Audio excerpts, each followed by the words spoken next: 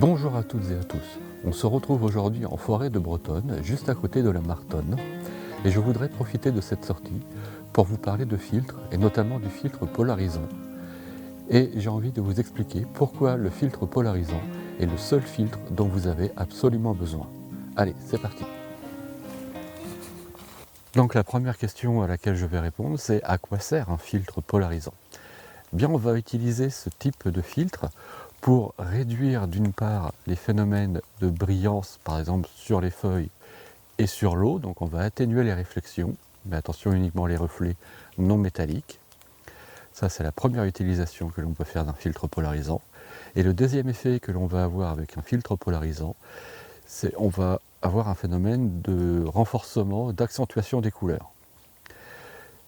Pourquoi le filtre polarisant, je le considère comme étant le seul filtre indispensable?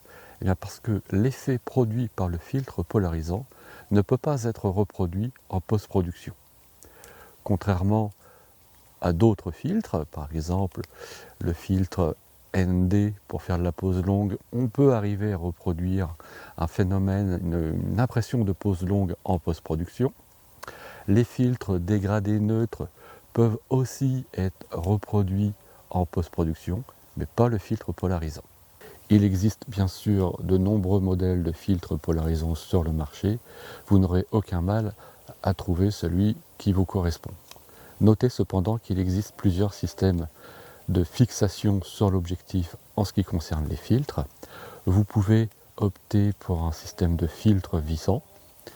L'inconvénient du système de filtre vissant, c'est qu'il est un petit peu long à mettre en place, et j'attire d'ailleurs votre attention sur certains filtres vissants qui sont dits extra fins. J'ai utilisé pendant un moment ce type de filtre sur mon 100-400 et j'ai arrêté de l'utiliser car j'avais le plus grand mal à dévisser ce filtre après usage.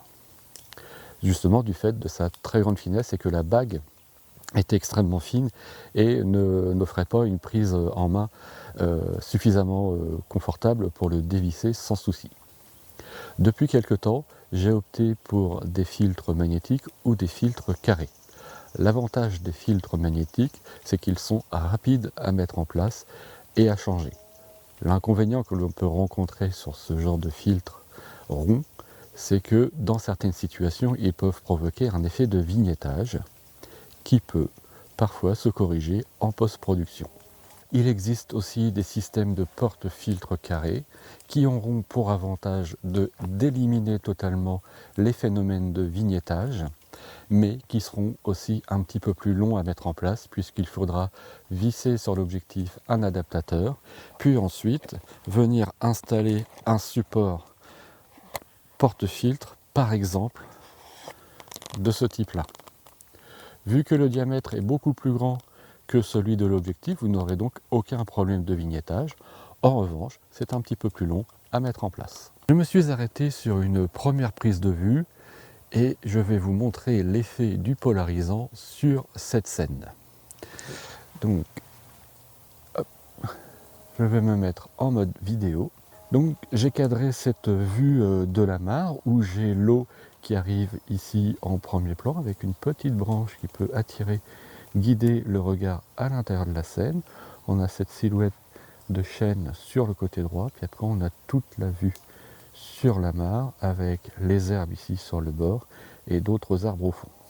Petite difficulté, c'est la présence d'un ciel assez clair, donc je vais devoir me débrouiller au moment de la prise de vue pour essayer d'atténuer ça. Mais ce que je veux vous montrer ici, c'est le résultat que va provoquer un filtre polarisant. Donc là, il est installé sur l'appareil, je l'ai tourné dans un sens pour qu'il n'y ait pas d'effet de polarisation, et lorsque je vais tourner le filtre, vous allez constater qu'au bout d'un moment, sur l'eau notamment, les reflets vont s'atténuer. Voilà. Alors là, l'effet est assez léger, car l'effet du filtre polarisant dépend de notre orientation par rapport à la lumière. Le soleil est derrière moi, donc je ne suis pas dans des conditions idéales. En plus, il se met à pleuvoir.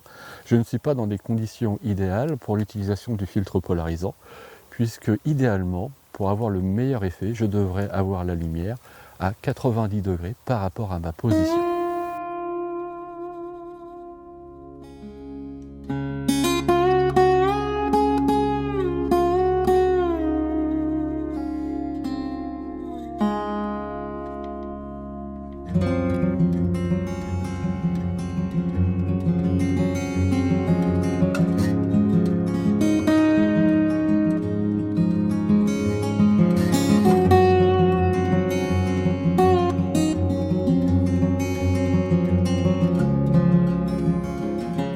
Je me suis installé sur une deuxième scène. Les conditions de prise de vue un petit peu compliquées ce matin parce que je viens d'avoir une bonne petite averse là, qui m'a obligé à ranger précipitamment mon matériel. Et puis du fait qu'il ait plu juste avant, et ben maintenant ce sont les gouttes d'eau qui tombent des arbres. Donc je jongle un petit peu entre ces conditions. Mais ça ne m'a pas empêché de trouver une deuxième scène sur laquelle je vais vous montrer l'efficacité du filtre polarisant. Voici l'image que j'ai composée. Alors on a du côté droit, on a la mare, on a une sorte de petit chemin là, qui s'enfonce et qui contourne l'arbre, qui est un petit peu chaotique à partir de cette zone-là. Et puis on a ce bel arbre jaune là ici qui se reflète dans l'eau.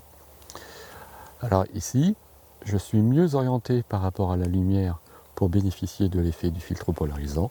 Je vous montre le résultat de ce filtre. Alors là, j'ai aucune polarisation. Si je tourne, vous voyez comment voilà, les reflets sur l'eau se sont atténués et comment le côté gauche de l'image est devenu beaucoup plus saturé. Pour bien vous montrer la différence sans et avec polarisant, je vais faire une première prise de vue sans le filtre et une deuxième avec le filtre.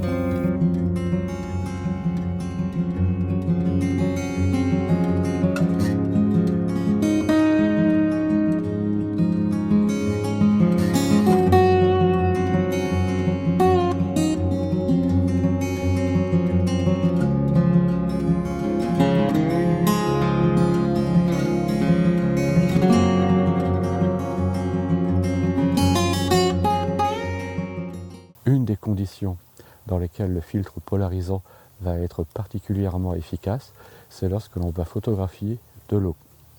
Je me suis mis en place sur une scène où j'ai une vue en plongée sur un morceau de bois couvert de mousse qui s'enfonce dans l'eau qui elle-même est remplie de feuilles mortes. Donc on a de belles couleurs orange et verte. Je vous montre sur l'écran de l'appareil ce que ça donne en filmant. Donc j'ai ma scène que j'ai cadrée ainsi, donc on voit bien ce morceau de bois qui va guider le regard dans la scène et on a de jolies couleurs vertes et orangées. Là, l'effet de polarisation est au minimum. Je vais maintenant tourner le filtre polarisant pour vous montrer le résultat produit par celui-ci. Voilà, comme vous pouvez le remarquer, c'est très visible. Nous avons donc là une belle atténuation des reflets ainsi qu'une belle accentuation des couleurs. Je suis malheureusement obligé de faire un retour prématuré vers ma voiture car j'entends des cris de chasseurs, des coups de fusil, des aboiements. Donc je pense qu'il y a des chasseurs dans les parages.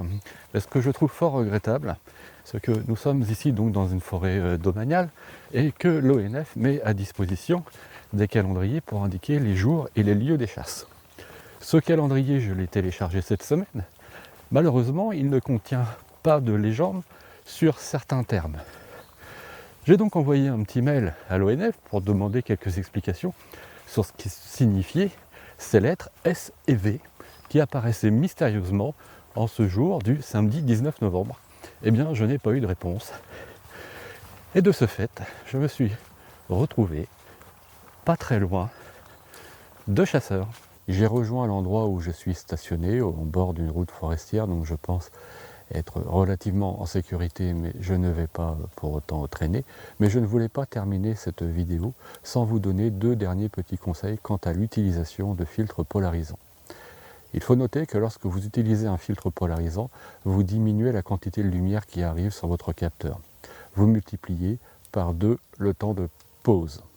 Donc prenez bien ça en compte. Et la deuxième chose, c'est plutôt une petite astuce que je vous recommande d'utiliser, c'est pour avoir l'effet du filtre polarisant, vous devez le faire tourner. Il peut arriver qu'en faisant tourner ce filtre polarisant, que vous décaliez un petit peu votre mise au point. Donc vérifiez toujours votre mise au point après avoir réglé l'effet du filtre polarisant. Voilà, c'était les deux dernières petites choses que je voulais vous dire à ce sujet. J'aurais préféré vous montrer ça en réel sur site, car pour une fois que je me rends à la Martonne dans de bonnes conditions, c'est-à-dire avec les arbres là, qui sont en pleine couleur d'automne, et bien pour une fois, je pense que j'avais la possibilité vraiment de faire une belle série d'images. J'en ai fait quelques-unes, j'espère qu'elles seront réussies et qu'elles vont vous plaire. J'espère également que cette vidéo vous a plu. Et bien, si c'est le cas, n'oubliez pas de mettre un petit j'aime. Si vous n'êtes pas encore abonné, abonnez-vous. Et n'oubliez pas de cliquer sur la petite cloche pour être notifié des prochaines vidéos. En attendant de vous retrouver pour une prochaine sortie, je ne suis pas sûr que ce sera en forêt. Je vous souhaite une très bonne semaine, voire il est probable qu'on ne se retrouve que dans 15 jours. À très bientôt. Salut!